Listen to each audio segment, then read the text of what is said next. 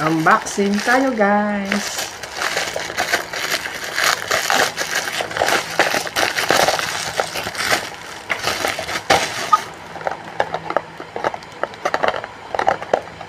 Smart lamp holder. Isa, dalawa, tatlo. Ito yung in-order natin. Smart lamp holder. At ano siya, mali, lalagyan mo siya ng ilaw, tapos pagka ilagay mo na dun sa ceiling nyo na ano, bali ano siya, automatic siya. Pag na-sensor ka, napalapit ka, mag-o-open yung ilaw mo. Dati ang binili ko yung ilaw mismo na meron siyang sensor.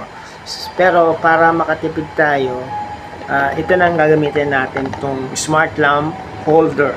Bali, lalagyan lang natin siya ng bombilya para hindi tayo bibili ng yung may sensor na ilaw. Ito lang ang bibili natin.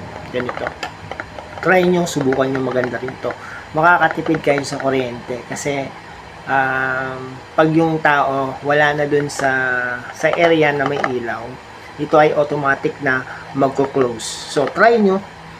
Malay nyo, makatipid din kayo sa kuryente ninyo. Yun lang po. Salamat.